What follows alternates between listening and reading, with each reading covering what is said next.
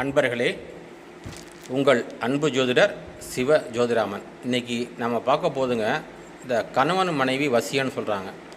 இதில் நிறைய கருத்து வேறுபாடுகள் இருக்குது. அதில் ஒரு சிலது சொல்கிறாங்க.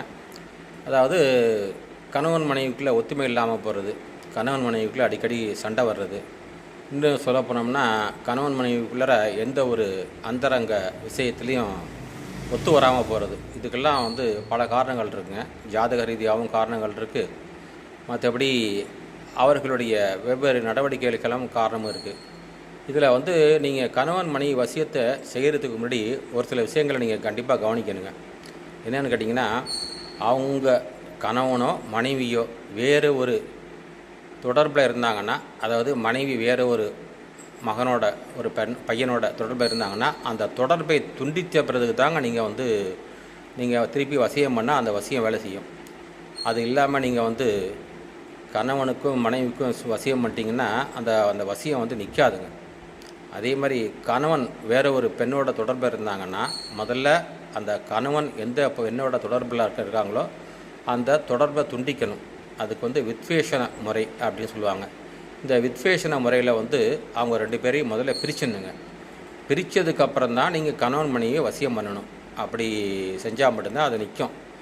இந்த வித்வேஷன முறையை எப்படி பயன்படுத்தி சேருது அப்படிங்கிறத இன்னொரு வீடியோலையும் சொல்கிறான்.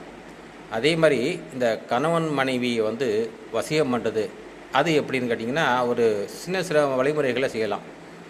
ஒன்று மோகினி மந்திரத்தை பிரயோகம் பண்ணி செய்யலாம்.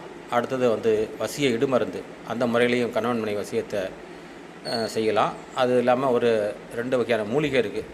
அந்த மூலிகையை அரைச்சி அதை மனைவி கணவன் தலையில் தடவி விட்டாலோ அல்லது கணவன் மனைவி தலையில் தடவி விட்டாலோ ஜென்மத்துக்கும் அவங்க பிரிய மாட்டாங்க.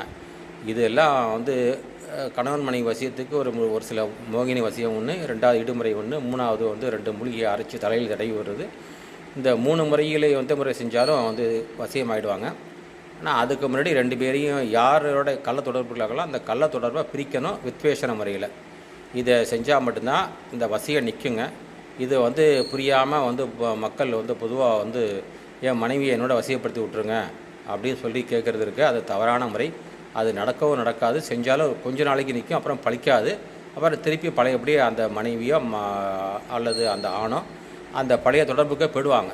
அதனால் இதை கொஞ்சம் கவனித்து செய்யுங்க.